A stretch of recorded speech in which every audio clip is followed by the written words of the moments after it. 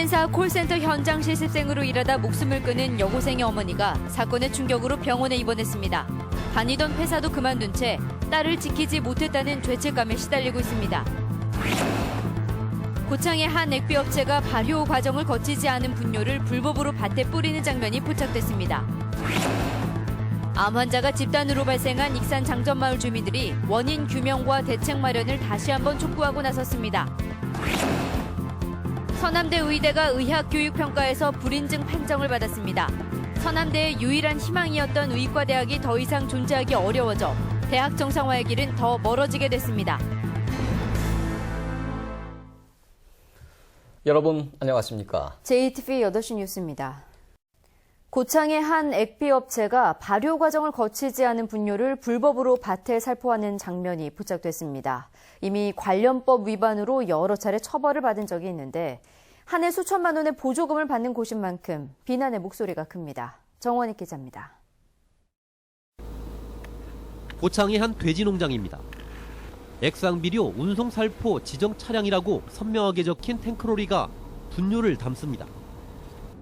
차량을 뒤따라가 보니 인적이 드문 사료작물 밭으로 향합니다. 밭 근처에 주차한 차량은 살포기를 트랙터와 연결한 뒤 작물 곳곳에 뿌려댑니다. 쓴 분뇨를 처리할 수 있는 능력이 좀 부족하고 그러다 보니까 바로 경작지에 살포를 하는 게 아닌가 싶습니다. 직접 현장에 가봤습니다. 아직까지 악취가 진동하고 새까만 분뇨가 그대로 묻어 있습니다. 이처럼 발효 과정을 거치지 않은 가축 분뇨를 논이나 밭에 그대로 뿌리는 것은 불법입니다. 액비 살포 면적에 따라 고창군으로부터 한 해 수천만 원의 보조금을 받는 이 업체는 평소에도 민원이 잦은 것으로 알려졌습니다. 일주일에 한두 번, 반에 두세 번 이렇게 들어와요. 이게 일주일에 한두 번 들어와요. 그 업체가. 최근 2년 사이 환경법 위반으로 과태료 처분을 받고 검찰에 고발당하기도 했습니다. 업체 측은 뒤늦게 잘못을 시인합니다. 이번 한 번만 어떻게 좀 서둘러 바랍니다. 나 한 번 또 제대로 걸린 적이 한 번 있었고 한번 조심할 테니까. 혈세로 보조금을 받는 액비 업체가 불법 행위를 일삼으면서 비난의 목소리가 커지고 있습니다. JTB 뉴스 정원익입니다. 암 환자가 집단으로 발생한 익산 장전마을 주민들이 원인 규명과 대책 마련을 다시 한번 촉구하고 나섰습니다. 익산시는 주민 청원을 통해 환경부의 역학조사를 이끌어내겠다고 밝혔습니다. 보도에 송창용 기자입니다. 암 환자가 집단으로 발병한 익산 장전마을입니다. 지난 2012년부터 암으로 주민 80여 명 가운데 12명이 숨졌고 10명이 고통받고 있습니다. 주민들은 2001년에 마을에 들어선 비료 공장을 의심하고 있습니다.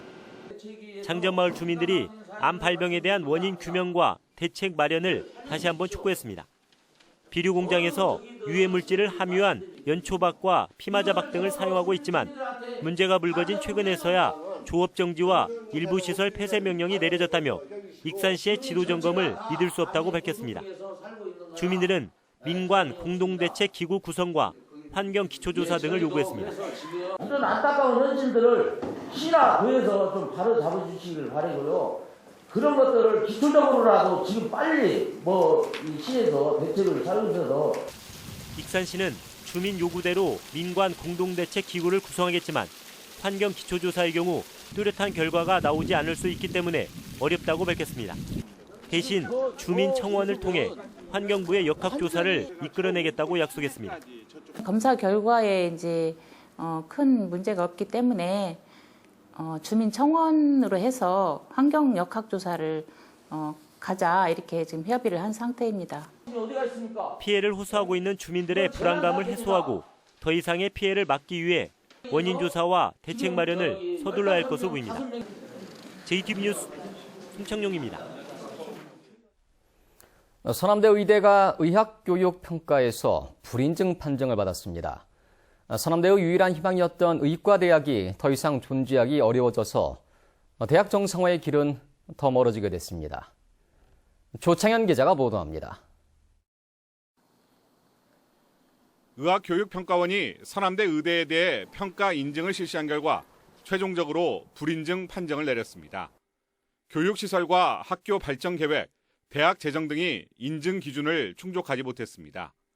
의평원으로부터 불인증 판정을 받으면 내년 신입생은 국가고시를 볼 수가 없습니다.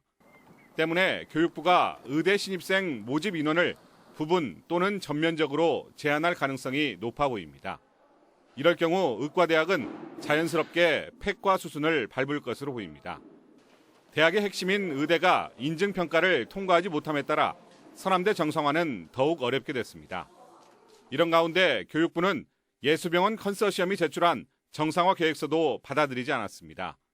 설립자가 횡령한 교비 330억 원을 현금으로 출자할 재정 능력이 없다고 판단한 것입니다.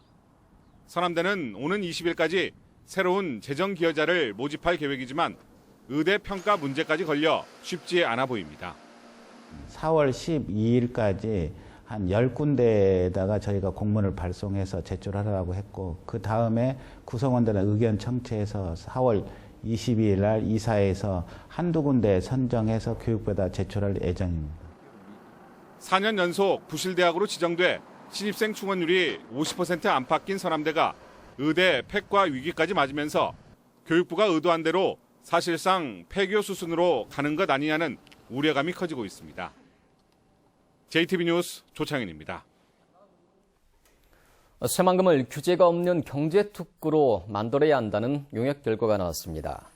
산업연구원은 새만금 경제특구 조성에 관한 연구 용역에서 새만금을 무규제 테스트베드, 즉 규제가 없는 시험 공간으로 육성하고 외국인 근로자 등 인력 수급에서 기업의 자율성을 보장해야 된다고 밝혔습니다. 또한 한국경제연구원은 국내로 들어오는 유통기업을 위해 국내 유일의 유통 특구를 새만금에 조성해야 된다고 주장했습니다. 민주노총을 비롯한 전북의 노동 시민사회단체가 최저임금 만원 운동본부를 결성하고 대선 후보들에게 최저임금 만원 인상을 공약으로 채택하라고 요구했습니다. 최저임금 만원 운동본부는 현재 6,470원인 최저임금을 만원으로 올려야 양극화를 해소하고 평등한 사회로 나갈 수 있다며 전북도민과 함께 최저임금 만원 인상 운동을 펼치기로 했습니다. 국민의당 안철수 경선 후보가 과반이 넘는 득표율을 기록해 당의 대선 후보로 확정됐습니다. 이로써 문재인과 안철수의 양강 구도가 형성이 된 건데요. 두 후보의 전북 공약을 살펴봤습니다. 김철 기자입니다. 안철수 경선 후보가 국민의당의 대선 후보로 확정됐습니다. 안 후보는 7번째 경선 지역인 충청권에서도 85%로 1위를 차지했습니다. 누적 득표율 75%로 과반을 넘겨 결선 투표 없이 당의 대선 후보가 됐습니다. 이로써 다음 달 9일에 열릴 조기 대선은 문재인과 안철수의 양강 구도로 짜였습니다. 두 후보 모두 대통령이 되면 전북의 인사와 예산 차별을 없애겠다고 약속했습니다. 지방 분권을 위한 방법론은 제각각입니다. 중앙으로 집중된 여러 가지 사무들을 전부 지방으로 분산시켜서 지방자치 비율을 40%까지 끌어올리는 것이 필요하다고 봅니다. 전북뿐만 아니라 우리나라 전체를 보고 정말로 골고루 격차받고 소외받는 것 없이 꼭 제가 제대로 앞장서서 제가 해결하겠습니다. 새만금 개발은 엇비슷하지만 눈에 띄는 정책이 조금 다릅니다. 문 후보는 청와대에 새만금 전담부서 설치를, 안 후보는 새만금 연구개발 실증단지를 강조하고 있습니다. 군산 조선소 문제 해결을 위한 대책으로 문 후보는 한국해양선박금융공사 신설이라는 구체적인 공약을, 안 후보는 기업의 사회적 책임을 강조한다는 원론적인 입장을 밝혔습니다. 문재인 후보는 지난달 23일에 전북을 찾아 따로 전북 공약을 발표할 정도로 전북에 애정을 보였습니다. 다만 장밋빛 공약이 아니냐는 논란 때문에 이를 극복해야 하는 과제를 남겼습니다. 반면 안철수 후보는 아직까지 구체적인 전북 공약을 따로 발표하지 않았습니다.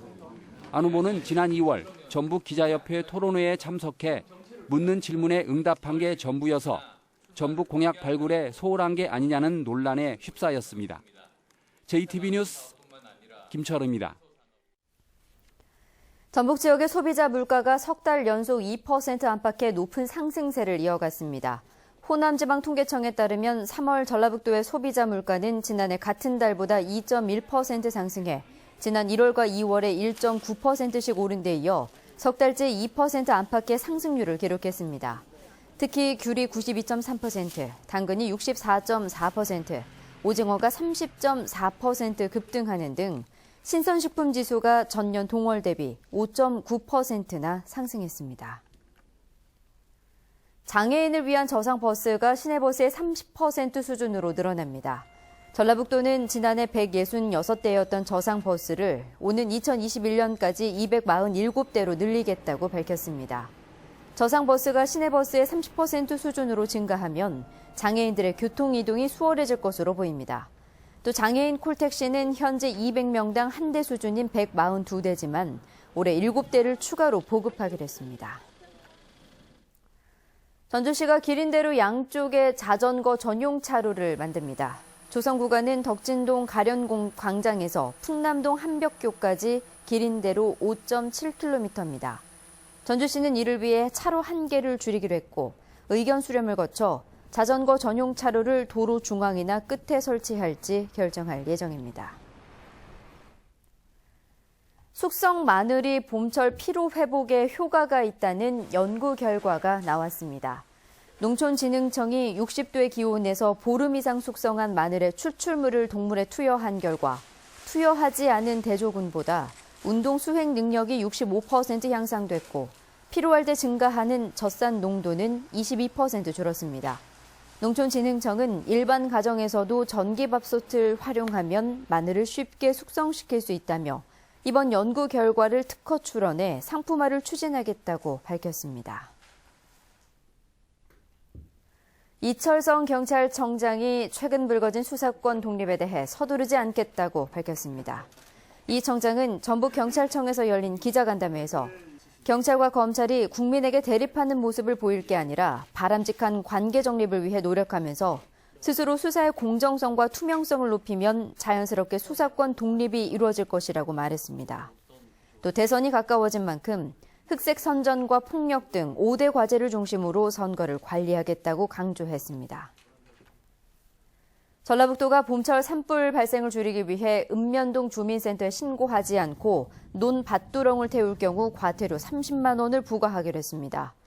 올 들어 전북에서는 모두 13건의 산불이 발생했고 이 가운데 3건은 화재 원인이 논 밭두렁 태우기였습니다.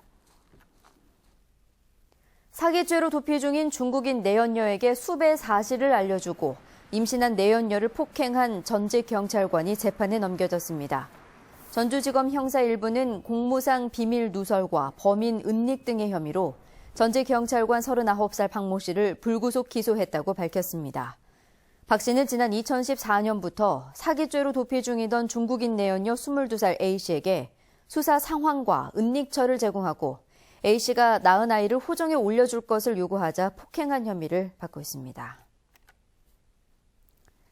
전북은 오늘 고창이 23.5도, 전주 22.5도 등 평년보다 4, 5도가량 높았습니다. 절기상 한식인 내일은 오전부터 비가 내리기 시작해 모레 오후까지 이어지겠습니다. 예상 강우량은 10에서 40mm입니다. 비가 오면서 기온도 떨어져 모레까지 이틀 동안 낮 최고 기온은 17도 안팎에 머물겠습니다. 내일 미세먼지 농도는 오전에 나쁨 수준이 예상됩니다. 전주기상지청은 금요일 새벽에도 비가 내리겠지만 양은 많지 않을 것으로 내다봤습니다.